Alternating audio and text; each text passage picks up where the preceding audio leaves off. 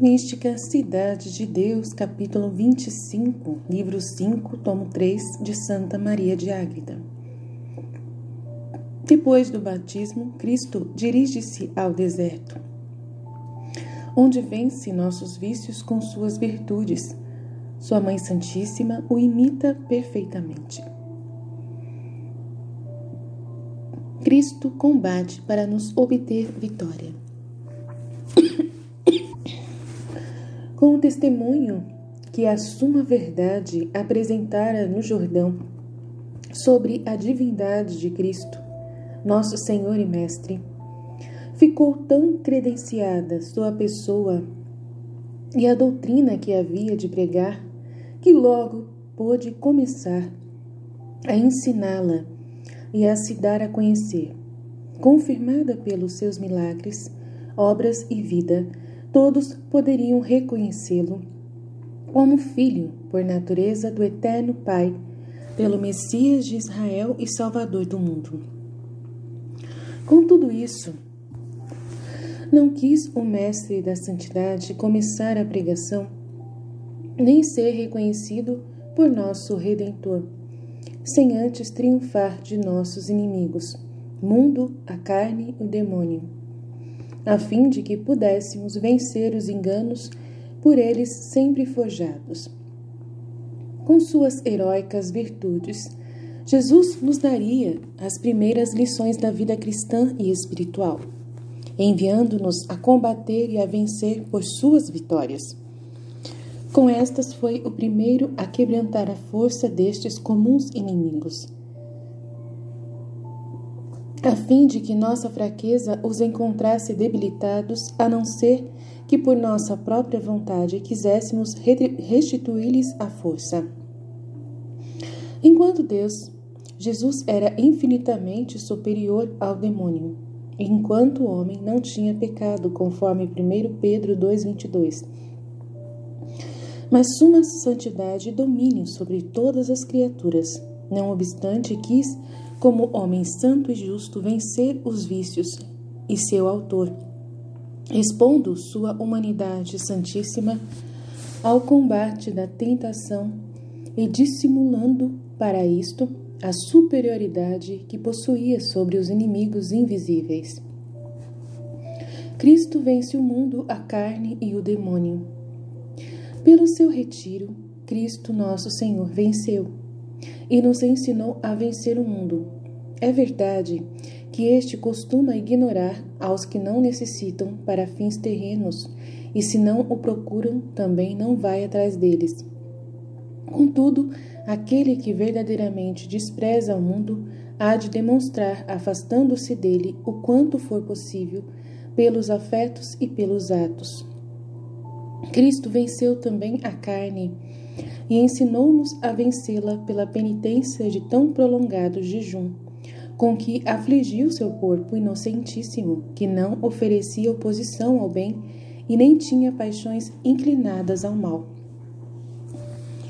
Ao demônio venceu com a doutrina da verdade, como direi adiante, pois todas as tentações deste pai da mentira costumam vir disfarçadas e encobertas com falsidades.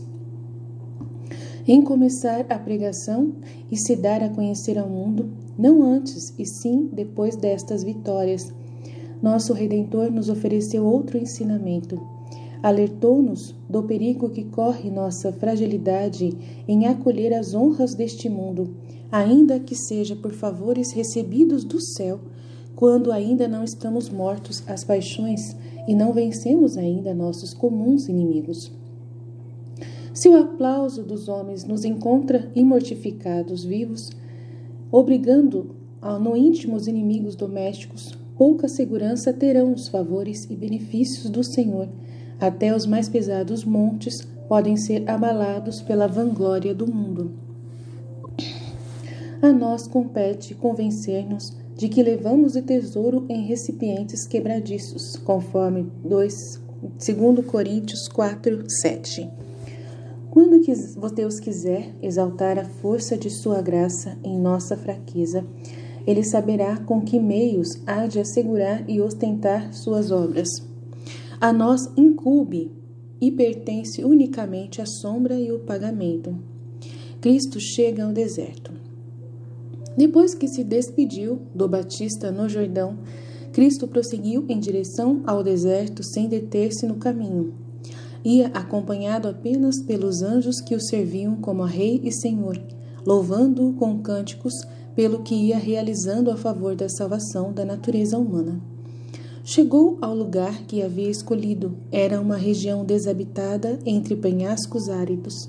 Entre estes havia uma gruta escondida que ele escolheu para pousar. Nos dias de seu santo jejum, prostrou-se em terra e apegou-se a ela com prudentíssima humildade. Era sempre esta a introdução que ele e sua Mãe Santíssima usavam para começar a orar.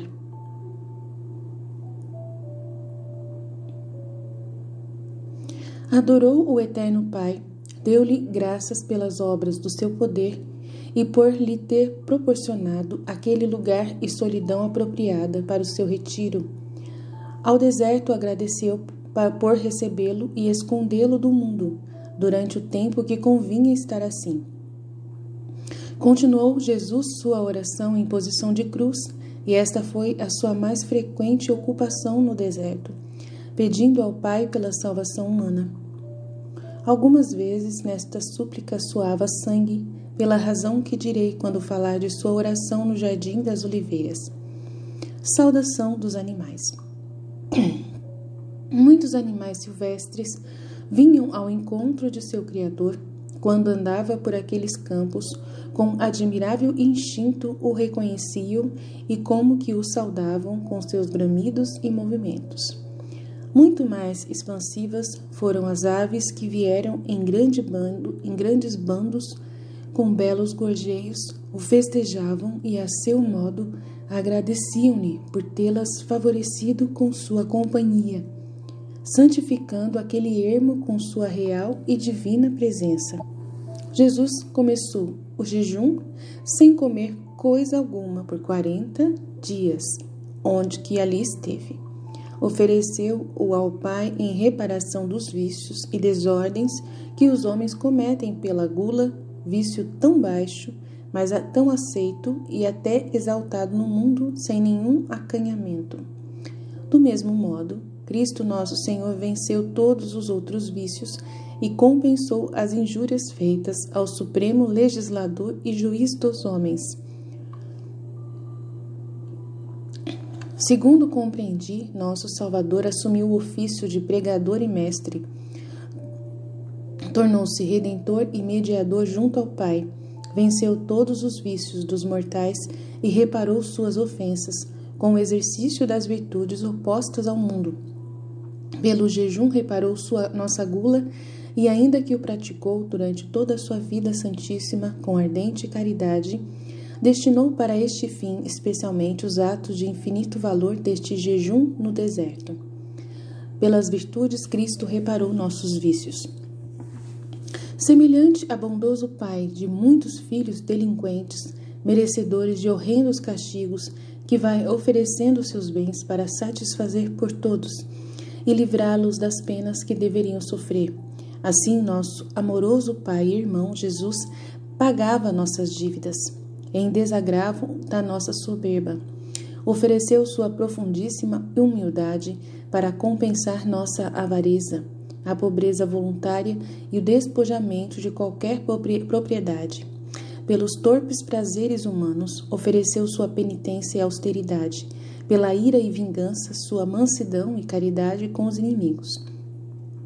Por nossa preguiça e lentidão, sua dilentíssima solicitude, e pelas falsidades e invejas dos homens oferecia sua leal e cândida sinceridade, veracidade, doçura e amor no trato com o próximo.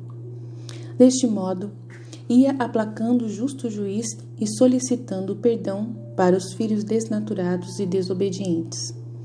Não só alcançou-lhes perdão, mas ainda mereceu-lhes nova graça, dons e auxílios para nos conquistar sua eterna companhia, a visão do Pai e a participação na herança de sua glória por toda a eternidade.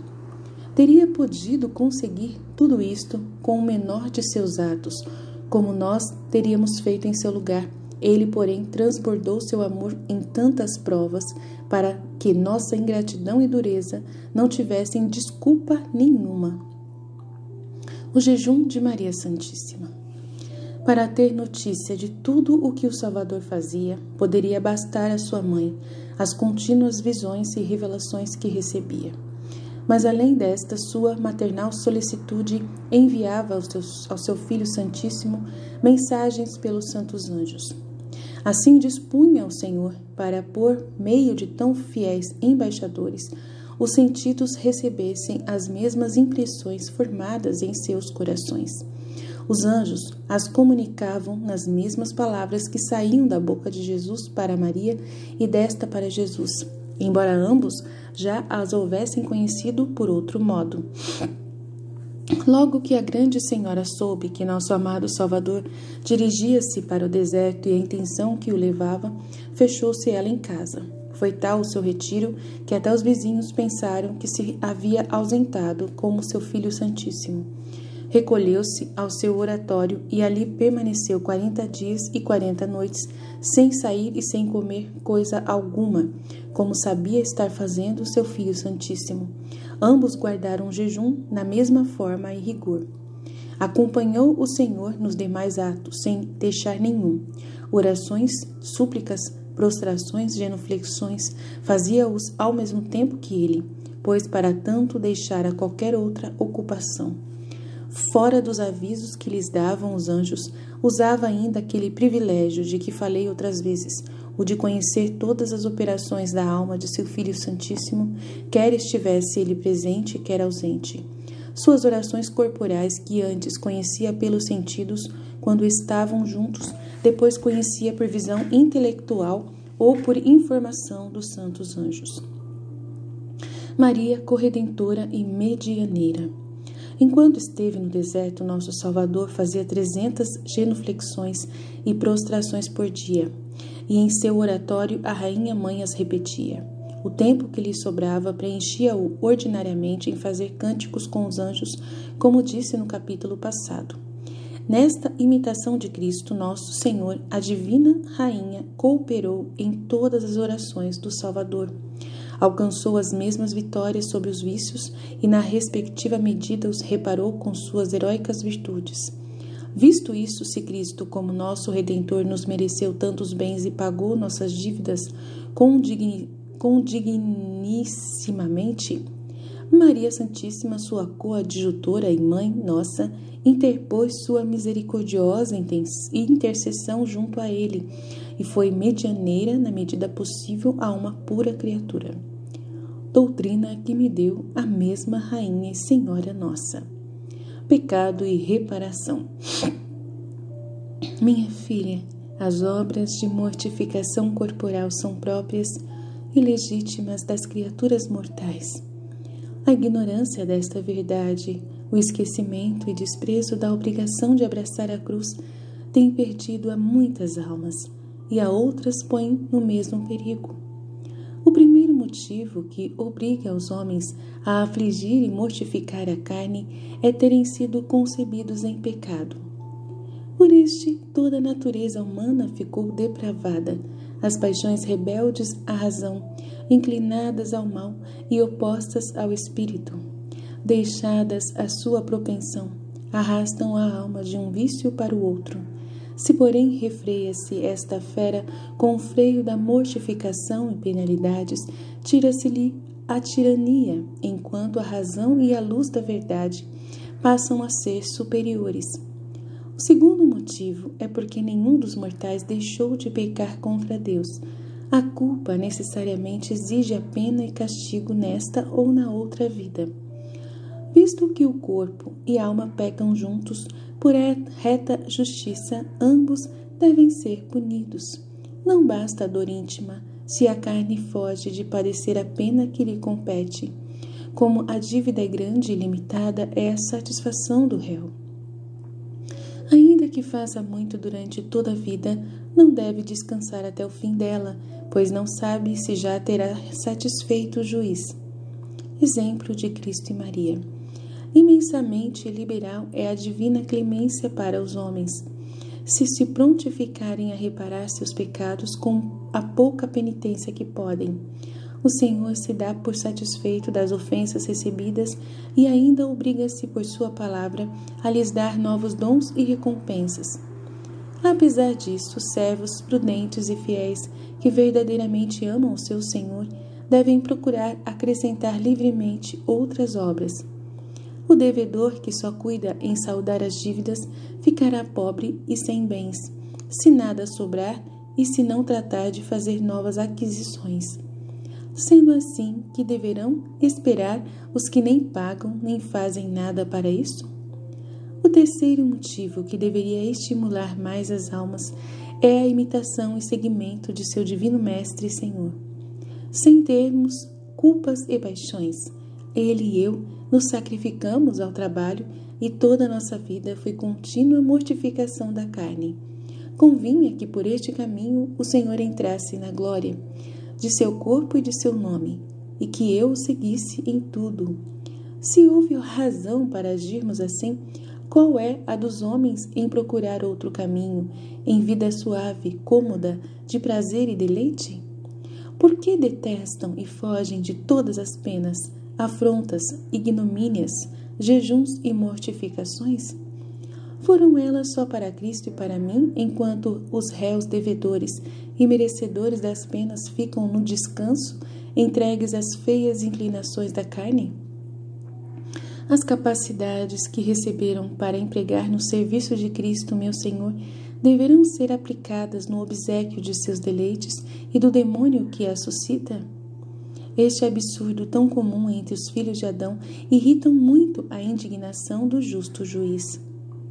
Os atos de Cristo conferem valor aos nossos.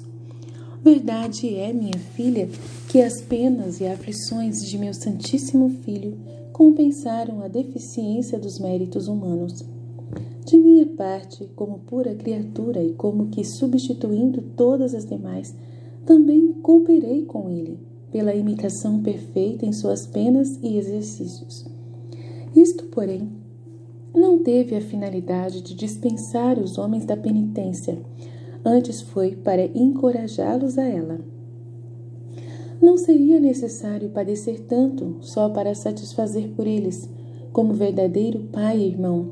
Quis também, meu Filho Santíssimo, conferir valor às obras